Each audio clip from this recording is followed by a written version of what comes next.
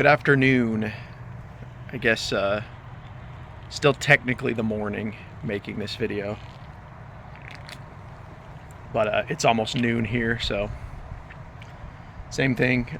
Just came outside on this Saturday to sit and reflect, as I often do these days. It's the only time I really have to think, with the 9 to 5 I have now, just constantly busy with that one. So I went and saw, this is on the 4th of July weekend that I'm making this video, but I'm going to schedule it out. So I'm starting to get closer. I'm not scheduling as many out as fast, so a lot of these videos will start to get more recent. I might even get to a point where I'm only scheduling a week in advance, and I've kind of just flirted with the idea of maybe just doing 3 videos a week instead of 5 videos. We'll just have to see. I'm not really getting the viewership that I wanted out of the 5. So you guys can let me know down below, the people that are watching, if you like the 5 or if you'd prefer me I just do 3, so it gives you more time to watch them. And then of course I'll still do the weekend unboxings until I run out of unboxings, basically. But yeah, as in the title of this video, this is the continuation of the End of Hollywood series. And yeah, over this 4th of July weekend, I did go and watch Jurassic World Rebirth, is what this one's called. This is the 7th Jurassic Park film. I don't even know why they called it Jurassic World. It's kind of weird. You'd think they'd come up with like a new tagline, like Jurassic Universe or something. I don't know. I don't know where else they could go, but calling this one Jurassic World was kind of weird, because this was in many ways, again, this wasn't a bad movie. I'll just say that up front. And by the way, spoilers ahead. So if you guys haven't seen the video, or sorry, the movie, go ahead and watch that first, if you want to. But it's not really that spoilery. If you guys have seen any Jurassic Park movies, you'll pretty much know what to expect. This is a very by-the-numbers movie, and then it borrows a little bit more from the actual Crichton, the Michael Crichton novel, which I'm a big fan of. But in the novel, the dinosaurs are described a lot more like mutant freaks, or like actual monsters that were made out of frog DNA, than dinosaurs, which, if you guys don't know the backdrop, when the original Jurassic Park came out, it was like during the time when all these like archaeologists were like uncovering dinosaur bones. So they basically it was kind of a vehicle, propaganda, you could say, for Steven Spielberg and a lot of the scientists of the time, right? These would be like the new atheists. They still have this in the movie too, where they talk about the Earth being like millions of years old or whatever, 60 billion years ago. Which you guys, if you guys have been watching my channel, you know I don't subscribe to that. I have a Christian outlook. So, but the original concept of Jurassic Park was very much that they were going to, ironically, they were going to criticize consumerism. Well, this is probably more of a Michael Crichton thing. It's in his novel, but criticize consumerism while also embracing consumerism. So that's the irony of Jurassic Park. But yeah, the original novel did have them a lot more like monsters. That's why the novel's so much better, because John Hammond, the original creator of the park, set out to create the dinosaurs, and it immediately went to hell, basically, which is pretty much the way it would go, right? That was kind of the message I was getting. It's a very weird thing, but it's like they tried to play God, and it blew up in their face. So that was kind of the original message of Jurassic Park. You have the Ian Malcolm character in the novel, who's really good, and obviously Jeff Goldblum plays him in the movies. He's a fan favorite. You've got the stoic Alan Grant. So this was the original movie, right? So why am I talking about the first Jurassic Park? Well, this movie kind of did the Alien Romulus, and I still haven't made an Alien Romulus review.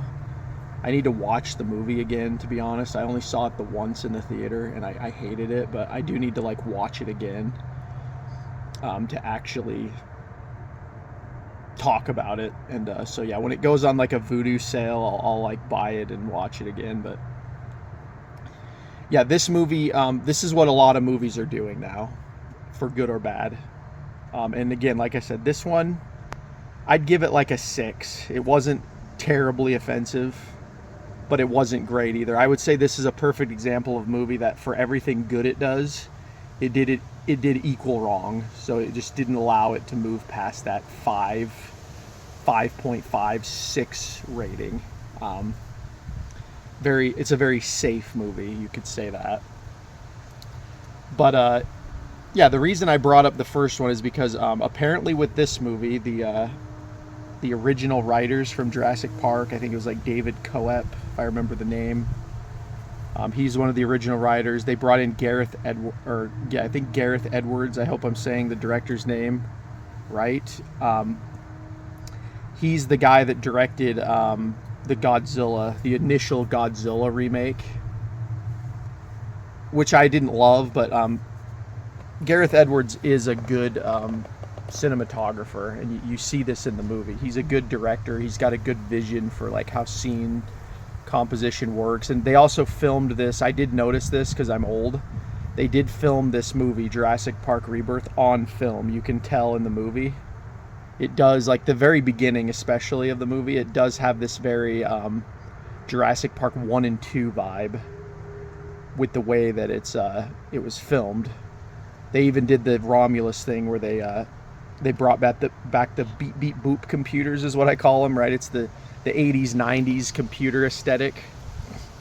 In this movie, obviously it's InGen, and Alien it's Weyland-Yutani, but they kind of did the same thing. They went for the nostalgia. Like look at how I think they started out and they say it's like 17 years ago, and they never really say what year it is, but I'm assuming this movie takes place current year.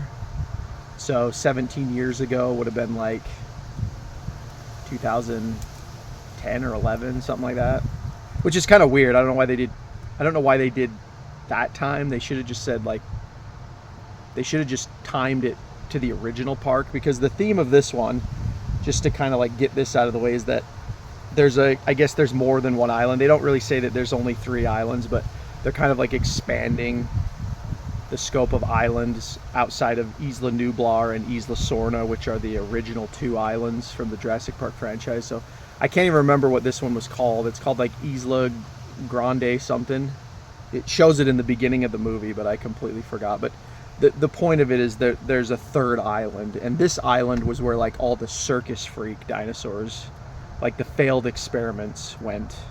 Which again, I didn't mind this concept because this is kind of in the book. In the book, what happens is they're making the dinosaurs, and like they're just a lot more freakish and untamed than they expected. Like they even describe the raptors in the books, how like if you get bit by the raptor, even if you survive, you're pretty much going to die of like blood poisoning, because they have like this, because of the frog DNA, the raptors kind of have this like poisonous bite. So it's like they're like raptor snakes.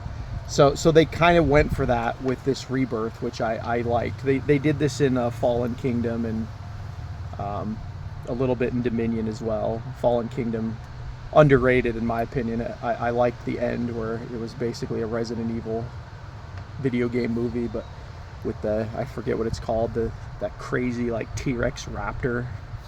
That's basically what it was. It was like a T-Rex mixed with a raptor.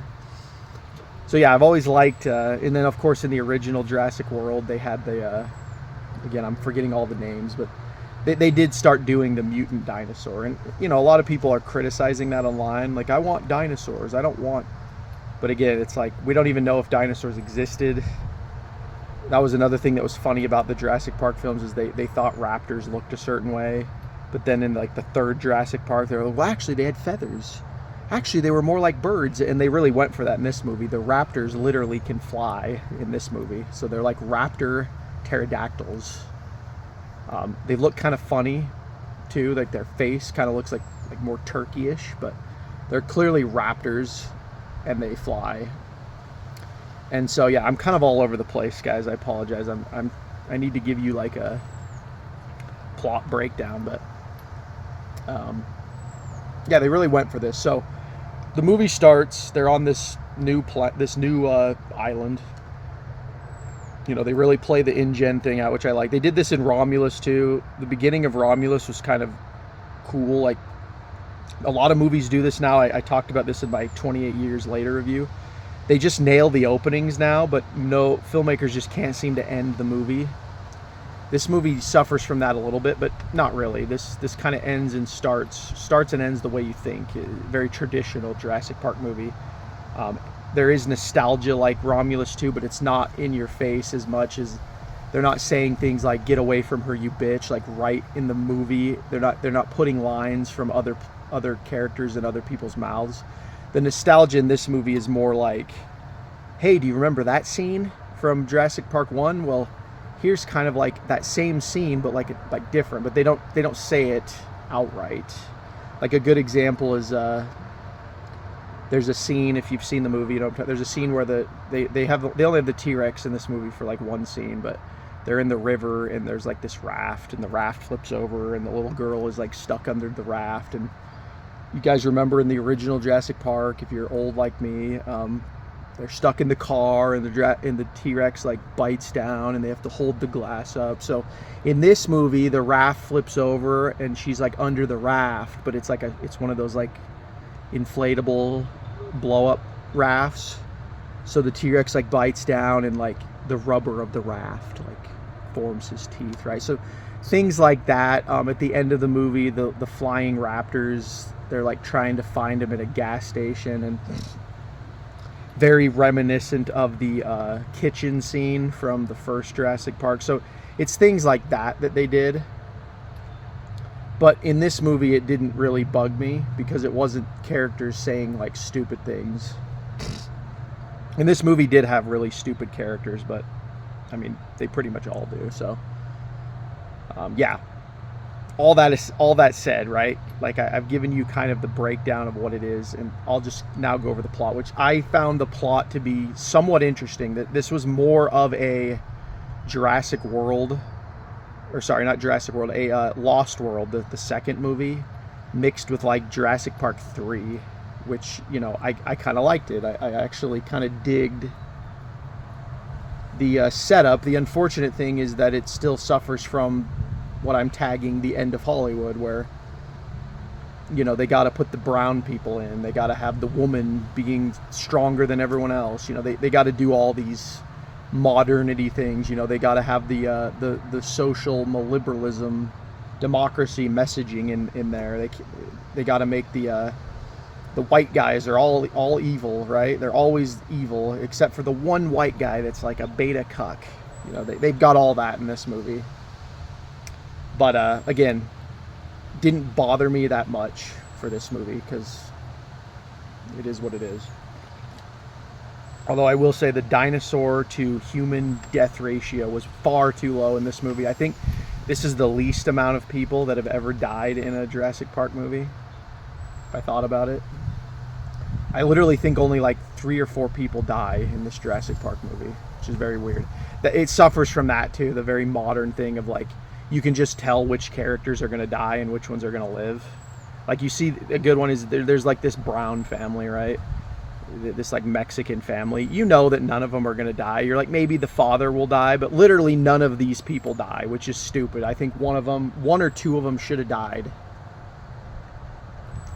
But this is modern filmmaking. They just don't like doing this now because we're so soft as a society. Like, we can't kill characters off. Especially in a movie like Jurassic Park, because it's not like the hard R like other movies of this genre are. It's more of like the kid PG-13 middle ground. So anyway, we're 14 minutes in. I really apologize. I'm trying to keep these videos a little bit shorter, but if you guys are still here, thank you for watching. Like the video, subscribe to the channel, comment below, buy it now. You know, all the shilling, right? But yeah, so the movie starts out, they're on this island. It's showing you that they're breeding these freak dinosaurs. There's not really a lot of context. It's just that they're breeding these freak dinosaurs, and kind of a funny opening. So this guy has to get through these like security doors. It's kind of like those I forget what they call those doors. It's where you have to like go into one door, the door closes, compression chambers or whatever they're called. But he's eating this Snickers bar, and the wrapper like falls, and so because the wrapper fell, it like blows into the vent of the door and like causes all of the doors to malfunction. Again, it was kind of humorous. It didn't bother me. I was like, oh, that's kind of funny, because it does follow the theme of Jurassic Park that humanity is stupid, and because of our hubris of trying to play God, you know, like dumb things like a Snickers wrapper can like cause everyone to die. And so yeah, that's basically what happens. They have this giant thing called the D-Rex. When they finally reveal it, it's kind of a weird looking thing. They don't reveal it till like really the end of the movie. It's kind of a weird looking thing. It looks kind of like the Cloverfield monster, if you guys have seen Cloverfield. It definitely doesn't look like a dinosaur. I don't know what the hell they were going for, but again, I was not mad by this like a lot of people, because that's kind of the point of Jurassic Park. They tried to create theme park monsters, and that's what they literally created, was circus freak monsters. A Dominus Rex, that's the one in the Jurassic World, right? Like, this is the ones they make. They make these weird, freakish, and they're just going for it now, so I don't mind that. So yeah, that's how the movie starts. They show that the facility that was containing all these mutant freak dinosaurs got destroyed and shut down because you know, containment breach. The D-Rex got out, and you know, they set the stage like, okay, this is another island, and this is the island where like all the freaks come out. And then they do something very weird. So a lot of people criticized Fallen Kingdom and Dominion for the way that they handled it, because they basically made it so like dinosaurs and humans are like in the same world now, which you know, I remember when Dominion was first announced, I remember thinking, like, it was the way Fallen Kingdom ended too, how the raptors like in the suburbs. I remember thinking that like yeah, this wouldn't work. Like, how would you make the next movie? You'd have to make the movie where either they create like dinosaur only zones, or you'd have to start hunting the dinosaurs, or they'd have to basically create a movie where it's like dinosaurs and humans exist. So what this movie does, it's kind of a cop-out, but again, it makes sense. It makes sense logically, knowing what these dinosaurs are, because they do stress in the original Jurassic Park that these dinosaurs are like, for one, they're bred unisex, so male, or they're only female. Essentially, they control the breeding. The park controlled the breeding, and then they kind of showed how the dinosaurs started to mutate and, you know, learn how to breed. But they were always, that's what they were amino deficient. They always had flaws with their DNA structure, you could say. And so this is why what they do is kind of plausible. So the way they explain it is that the dinosaurs did get out into the world at the end of Fallen Kingdom and Dominion, but they couldn't adapt. Basically, they couldn't adapt to survive in the modern world. And in the stupid scientist guy, I didn't mind his character, but he reminded me of like Billy from Jurassic Park 3. He was just kind of a useless character, and he really only served the purpose to be like a romantic. They do this in movies a lot now, where, especially now that they're putting the woke away, they do this in movies where they will have romantic, like normal heterosexual relationships now, but instead of the woman pursuing the man during the movie, they've like reversed it to where now it's the man pursuing the woman. And so this is like basically Scarlett Johansson's character is almost like an Indiana Jones type character. She's like a mercenary, and the soy boy guy, scientist guy, is like pursuing her. But again, this movie wasn't that bad. There was some chemistry, and you know, I didn't mind it. But I can see what they're doing. Like, it's not subtle at all anymore. I can see what they're doing, and they're never gonna truly put the woke away, because they're always gonna try to do this stuff where they've got the brown children and the woman lead and all the things I mentioned. So yeah, you've got this this scientist, to get back on track. He kind of the movie starts, basically, there's like the evil, I call him the Burke character, if you guys have seen Aliens.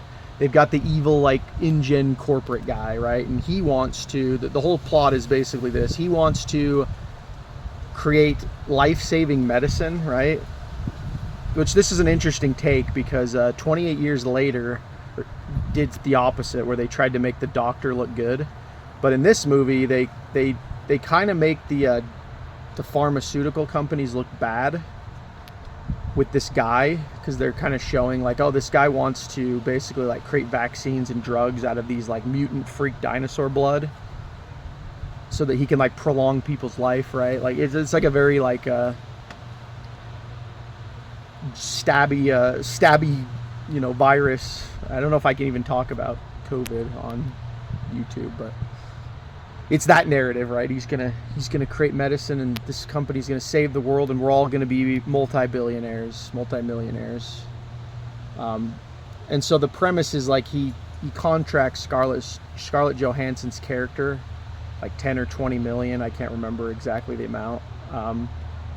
This is where it's kind of like a Jurassic Park 3 plot line, because he essentially like bribes her to go out. If you guys have seen Jurassic Park 3, like they paid Alan Grant. Well, they didn't actually pay him because they were actually broke, but that's how they got him to go back to the island in Jurassic Park 3. Was they were like, we'll pay you, basically. And then in Jurassic Park Lost World, Ian Malcolm goes back because Hammond sends his girlfriend there. And so it's very much that premise. Like, they don't want to go there, but they're like, okay, there's opportunity here, we'll go there. And so yeah, there's like the evil corporate guy, but then there's like this scientist guy. He works in the museum, and you know, he kind of gives there's a lot of exposition in this movie. He gives the explanation that, yeah, the dinosaurs are dying off because they can't adapt to our environment. And there's the climate change. That's another thing that I hate. They've got the stupid evolution, and they've got the climate change speeches in this movie of like, oh, the climate has changed so much. It's really dumb in this movie too when they do this, because they talk about these dinosaurs in these movies like they're like these sacred animals, and it's like, dude, you created them in a freaking lab. It is very much like an alien thing. There's even a scene where he says to the mercenary guy, the scientist guy, he says killing the dinosaurs is a sin. He says the word sin, which, again, it signifies the end of Hollywood, because it's like, where do you get your morality from? You think killing dinosaurs is a sin. If you go down the logical conclusion to that, it's like creating the dinosaurs to begin with was a sin. So like the only real way to like revert the sin would be to let them all die, right? It's just a stupid logic in the movie, and there's a lot of like emotional scenes about this, where this guy is like so like butthurt that these poor dinosaurs or whatever. So yeah, he explains like, because of climate change, basically the dinosaurs are dying, right? They can't adapt. And so the equator, right? This is why there's like these new islands that are springing up with dinosaurs. The equator, for some reason, they don't ever like quite explain it. They just kind of say that, like, again, using evolution and climate change theory, they just say that like, oh, the equator like is adapted to the dinosaurs so they can survive there. Again, it's a stupid logic, because they're again talking like the dinosaurs are these ancient beings, but as I said before, in the Michael Crichton novels especially, these dinosaurs were created out of basically half amber harvested dino DNA and half frog DNA, frog iguana DNA. So they're literally mutant freak hybrid animals that have never existed on Earth ever. It's like bioengineering. So they're like more new age than humans would be new age, if you want to go by evolution, right? They're the most new age creature ever.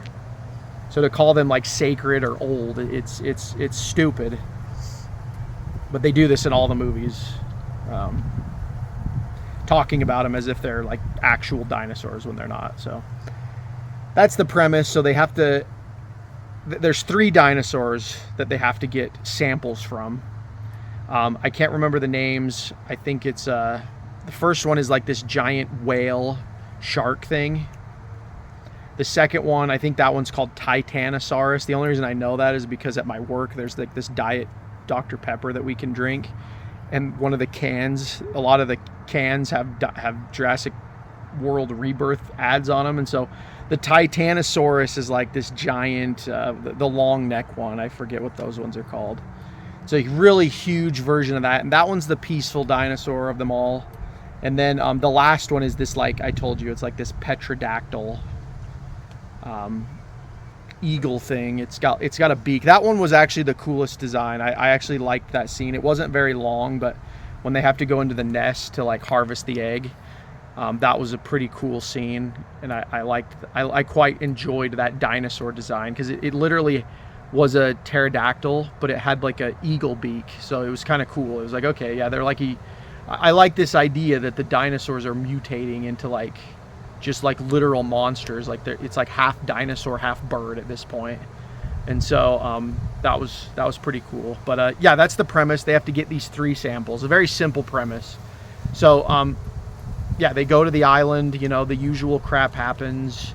The beginning of the movie kind of is like Jaws. There's a lot of like water scenes, and this is where they introduce the Brown family, which they were a weak point of the movie. I didn't hate them by the end, but I did think, like, you know, you could have just removed them from the movie, and you could have just made this about the extraction team that it starts with. But this is why I say it's a mix of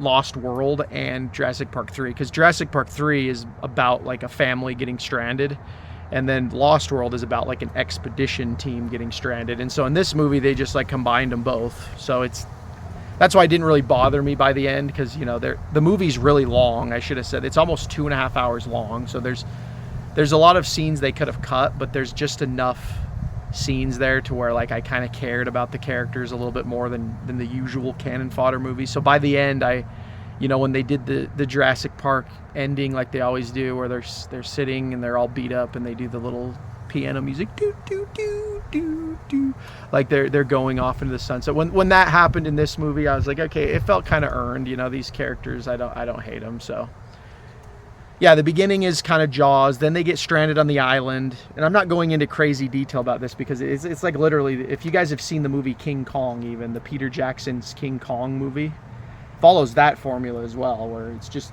you're on a boat, then you're stuck on the island, and now you have to get off the island, and that's the structure, and all the dinosaur fun throughout.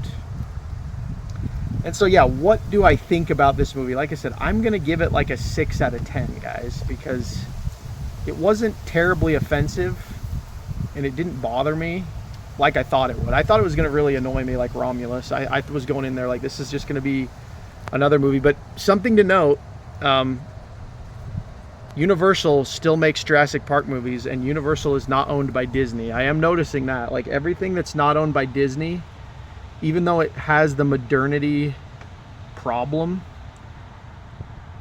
I don't know what it is about Disney right now. Disney right now, they have to make everything a Marvel movie, and that's kind of what they did with Romulus. They just have to do all this nostalgia crap, and like, oh, some people have read the comics, we should put comic book crap in there. And this movie didn't do that. This movie, what I appreciated about this movie was, like I said, it was a very simple premise.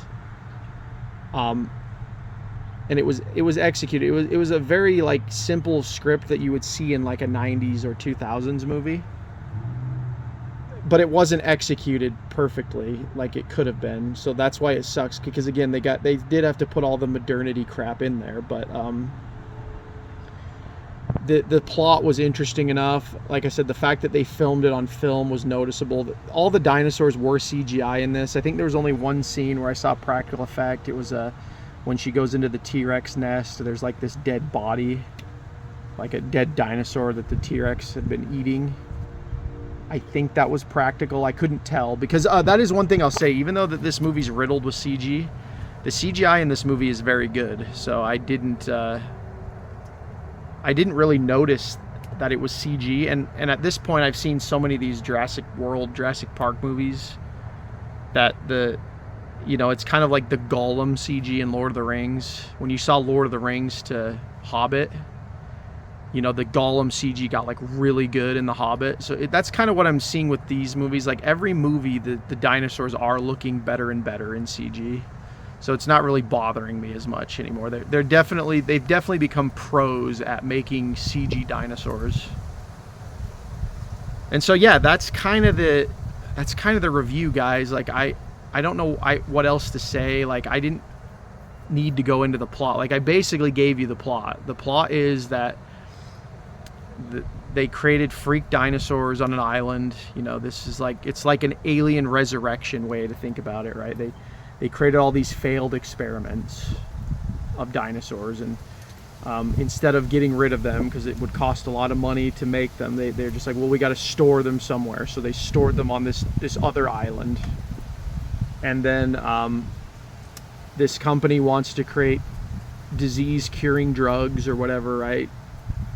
And so they're like, we need blood samples from certain dinosaurs, so we have to go to the island. That's literally the premise of the movie. Very simple. And then it's just a typical Jurassic Park movie from there, you know, dinosaurs killing people. But like I said, not nearly enough death. One of the things I really liked about The Lost World is there was a bunch of people in that movie, and like tons of them died. That's why I always say I think The Lost World is my favorite Jurassic Park movie. Overall, all the movies have problems. None of them are perfect. The closest one to perfection is probably the first movie, but for some reason it's not my favorite one. But yeah, this movie, the big flaw of it, I would say, is that just not enough people died. It was really lame. I'm trying to count. So that guy dies. Yeah, I literally think only 4 people die. And you would think that's another thing too, is until you get to like an hour into the movie, you don't even really see a single dinosaur. Like there is a lot of exposition in this movie for a movie that's a very simple premise. They could have cut like an hour from this movie easily, because then it would have still been it still would have been maybe not an hour. They could have cut like a half hour, and then it would have been a nice like hour 40 something in there. Because a lot of the scenes that add to the length are there's a lot of humor too. I didn't talk about the Brown family very much, but there's like this guy that's dating his daughter, and he cracks all these jokes in the movie, and they're just so lame. Like they do this all the time in modern movies now, where this is the Disney syndrome that I guess this movie did catch a little bit of, is they have these just completely unfunny jokes. Like one of the worst ones is this one where he has to go take a piss, and this is how they introduce the flying raptors. So he's peeing, and behind him normal raptors are sneaking up on him, and they're about to kill him. This is the only time you see normal raptors, by the way, which is a little disappointing, but they were trying to make a point here. I get it, that the freak dinosaurs are stronger than there's a fly, than the real dinosaurs. And so he's like taking a piss, and these 2 raptors are sneaking up on him, and they're about to kill him, and then this like flying dinosaur kills them, and it's like this scene that happens in the background where it's like, oh, this is so violent, and you're just like looking at it through his face. And then like after the carnage is done, he starts peeing, and it's like, oh, that's so funny. He makes like a weed joke, like, yeah, stuff like that. That was lame. Didn't really care about any of those characters. The little daughter, fine, whatever. There's like this side plot where she finds this little triceratops looking thing, and it annoyed me at first, because they did the whole like Dora the Explorer, like, oh, she's gonna have a pet dinosaur thing, and it was annoying at first, but you know, by the end it was a little endearing. But yeah, apparently she has this like dinosaur that she brought back to the mainland. It'll probably die, because again, the guy made the point they can't live in our world, so it'll just die pretty quick. But yeah, again, that's the movie, guys. Jurassic World Rebirth. I give it a solid 6. I would recommend people go watch it, because I wouldn't mind if they made another one of these, an 8th movie, with this idea in mind, that they've got these like mutant freak dinosaurs. I don't mind this concept of like, oh, we got to go out into the, but again, there's just, what else can you do? That was something I was thinking, like, what else can you do with Jurassic Park? It really is kind of a done formula at this point. Like you're really just going to make the same movie every time now. The only thing that they could really do with Jurassic Park, and This movie had little hints of it, and I was thinking about it, is you could go pure horror. You could go like absolute Michael Crichton horror movie and actually go for the R rating. That would be the most interesting thing I think you could do with Jurassic Park, is make it a real horror movie, make it like really bloody, actually, like make it very simple too, like this movie, but even better, like less campy stuff and just more of like Aliens kind of thing, like we've got to go in and get out and something like that, you know. But yeah, that is the review. 35 minutes, guys. Appreciate it. Again, if you guys watch this, subscribe to the channel, like it, all that jazz. But yeah, also let me know what you guys thought about Jurassic World Rebirth. Did you guys like it? What are your thoughts? But with that said, guys, I'll talk to you all on the next one.